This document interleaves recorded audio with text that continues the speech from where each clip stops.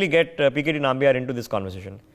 Mr. Nambiar, at some point of time, we have to just get past the very easy methodologies of division and the very tough methodologies of unity.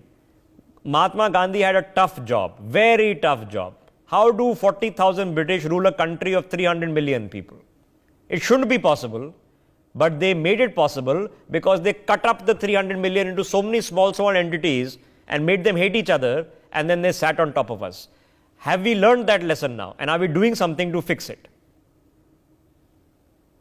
Well, Rishabh, thank you, and my compliments to you once again for taking up this South-North collaboration, or rather that the unity of our country, both in terms of, so just imagine that such a culturally diverse country, such a diverse country is united not from today, for millions of years maybe. We don't even know the real history of it. We were united by our spirituality.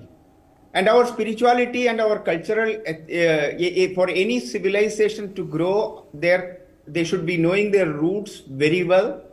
The kind of, I'm from Kerala, and you know that even when I was a small kid, I used to hear that the people who are leaving to Kashi, and then there was a lot of people cry around in the family, they are going for a pilgrimage, but then everybody cries together, that feel that once you go to the Kashi is the ultimate place to go, even if they may not come back, but spiritually we are.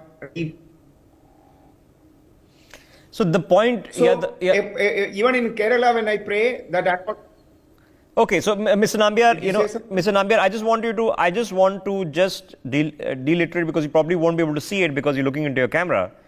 So when we see a Narendra Modi, who is a Gujarati, when we see a Yogi Adityanath, who's from Gorakhpur, they are standing on a dais, listening to serenades, songs being sung in Tamil, where the hoardings all around them are written in Tamil language, happening in the core of the Ganga belt, which is Kashi Vishwanath. Okay? What is it? Is it just symbolism, or is something fundamentally important happening? Here is a quintessential Hindi belt, cow belt, whatever you want to call it, with sobriquets and epithets that are attached. Yogi. Here is a Gujarati Prime Minister sitting in Kashi and humming along to Tamil songs. What more effort can be asked of them? We don't expect, if you really ask me, there is one word you used, that the cultural renaissance. The cultural renaissance from the last 9.5 years, Mr. Modi has put in, whether it is to connect between Kashi and the Tamil Sangamam, or even in many other efforts, whether it is in Kedarnath, whether it is in Rameshwaram, whether it is in the Ujjain, Mahakal, all these places, at least an effort of I don't know how to say this in words, but then at least to get back our culture back, our spiritual connectivity, which has been existed for years.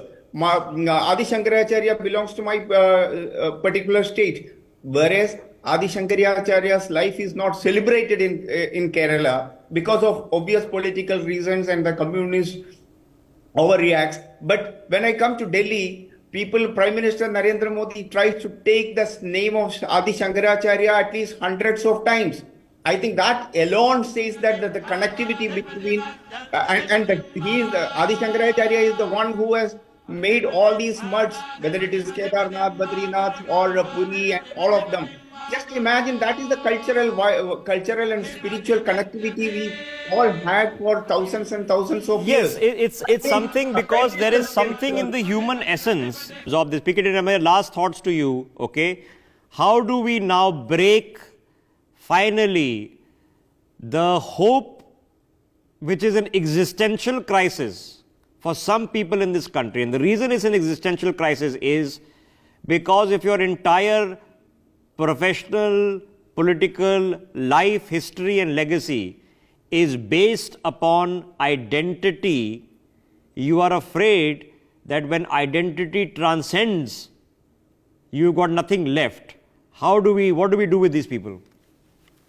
Oh, well, we don't have to do anything with those people. They will automatically go off from this earth. The reason being, if you really look at it from the last 9.5 years, as you said, the cultural renaissance, Hindu awakening is taking place all across the country in the interest of, as I say, that whenever a Hindu awakening happens, it will be in the interest of the nation. It will be in the interest of every citizens of this country. And Narendra Modi is leading it from the front. He is not going to wear a skull cap and just to show that I am secular. A Hindu is always a secular, and Hindu renaissance is something which were not been promoted by the Congress governments or even any other governments. The Dravidian parties, we all know that how they are atheist. They wanted to have the Sanatana Dharma to be eradicated. That is the kind of mindset such people are there. But they will be rejected by the people eventually. You are seeing, even in Telangana, in the recent election results,